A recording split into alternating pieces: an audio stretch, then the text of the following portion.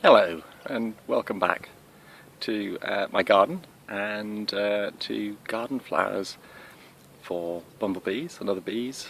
Mark 4 or 5 or whatever we are, it's now August. It's getting towards the end of summer, sadly. It's a beautiful hot day, really humid, lots of insects about, but it has that kind of slightly autumnal feel, and it's a bit depressing if you're an entomologist, but there's still lots of lovely flowers about. Lots of bees.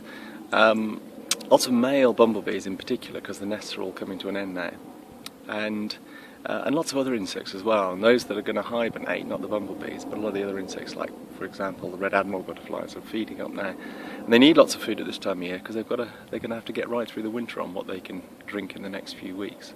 So it's important to have lots of nice late summer flowers for bees and butterflies and so on. So let's go and have a look around and see what we've got. I'm going to skip the flowers that I've already mentioned before, although lots of those are still in flower. So we've got things like the catmint and the marjoram, still really busy with insects. But we've done those before. So we're going to do new stuff, some of the special kind of late summer flowers that are really good to squeeze into your garden if you've got the room.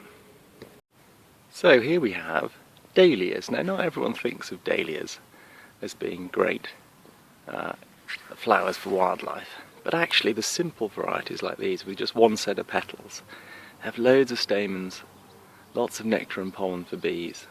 So that's a male red-tailed bumblebee there at the back. He's a bit washed out, he's obviously had a busy life in the sun.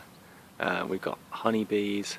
You get dahlias in lots of different colours. Let's just have a look around. See, so we've got these creamy coloured ones over here next to some evening primrose, and if we just don't want to make you feel sick, but here we have some rather dramatic yellow ones, and they're really busy with bees. I hadn't realised dahlias were good for bees until Francis Ratnick's at Sussex Uni pointed this out to me, and I started growing them in the garden and very happy with the results. You do ideally have to dig the tubers up in the winter and keep them somewhere out of frost and then plant them again in the spring, but otherwise they're really trouble-free and good ones for late summer. Lots are really pretty as well.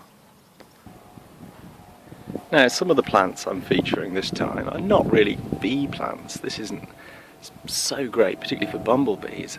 This is mint, peppermint, but I don't know if you can see this really, but it's absolutely smothered in insects. Mainly flies, actually. Hoverflies, other flies, small solitary bees, little wasps. But anyway, it's useful in the kitchen, and it's very, very easy to grow. In fact, it's too easy to grow. It kind of can take over a bit. I've got this patch here that's sort of spreading all over the shop. But flowers for ages, covered in beasties. Squeeze in a bit of mint if you can. Now, this rather magnificent plant is Echinacea. It's a North American hardy perennial. I've not grown it before, and as you can see, I don't have that much of it. I have a few flowers. They've been visited fairly often by bumblebees. Males seem to quite like them. I'm told they're really good when they get going, but early days for my garden, but all the books tell you that these are good flowers for bees, so I live in hope that soon this will be smothered, maybe next year. This, on the other hand, definitely works for bees. You can see a common carder buzzing around in front of us there, and look over here, we've got, if you can see him, whoa, that was a small copper butterfly. He's just flown off. I frightened him away. This is Verbena bonariensis, which is a really tall, leggy perennial. It's really good for the back of a herbaceous border. So this is about 1 metre high, and I've seen it growing twice that sometimes. Nice easy thing to grow. Really good late summer nectar source. Quite good with butterflies, the longer tongued bumblebees, and so on. And also just, isn't it beautiful? Oh, there's the small copperback. See if we can have a look at it. She's really, hang on, fighting my way through the jungle of my flower border. Go on, open your wings.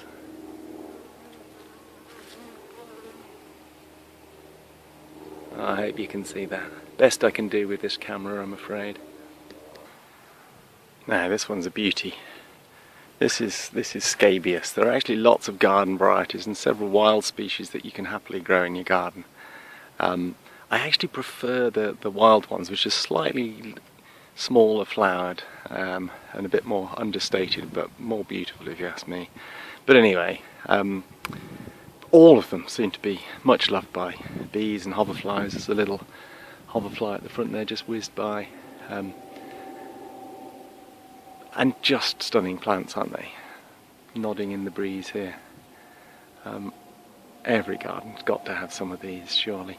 I'll just take you on over to some, I think one of the wild ones is still in flower, just to show you the difference. Here we go. Altogether much more elegant, isn't it? Flowers are much smaller and delicate and just generally lovely. And generally busy with insects, although not much in sight right at this second. Now, look at this. You might not expect this to turn up in a flowers for bees video, and actually it's no good for bumblebees, or most bumblebees at all. This is hogweed, which most people would dig up, but can you just see how I'm getting closer and closer without trying to scare everything off? There are bees in there. Little solitary bees absolutely love hogweed. I can see at least 3 different species. And there's 2 hoverflies, and there's a whole gang of other flies. It's just a mass of insect life. Isn't that fantastic?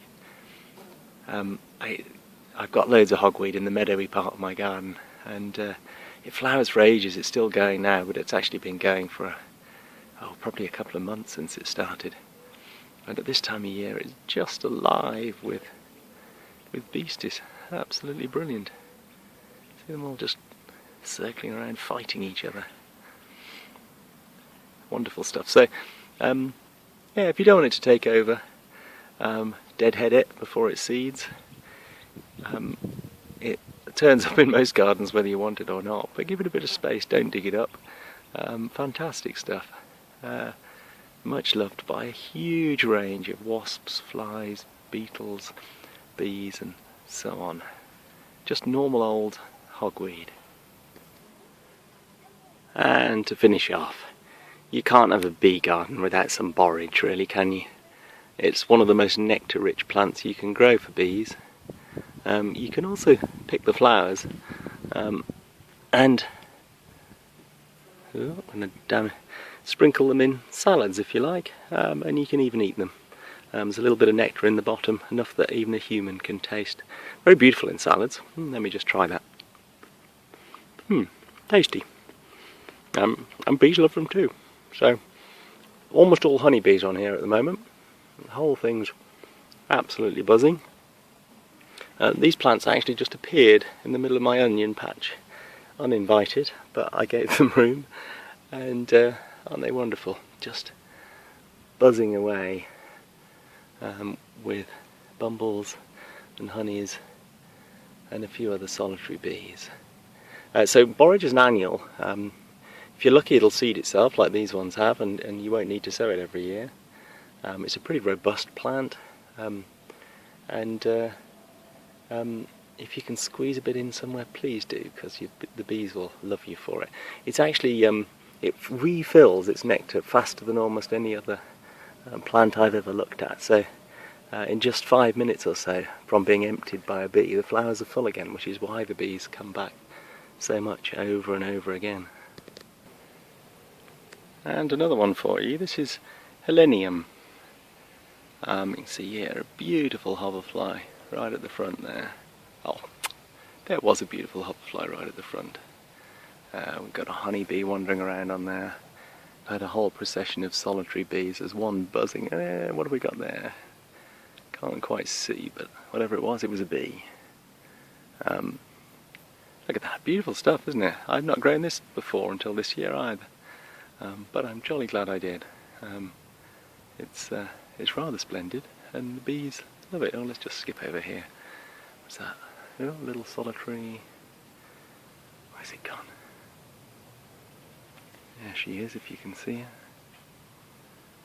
Anyway, fantastic. Okay, that's it from me, probably for this year, but we'll see. Something exciting happens in September, I might be back yet.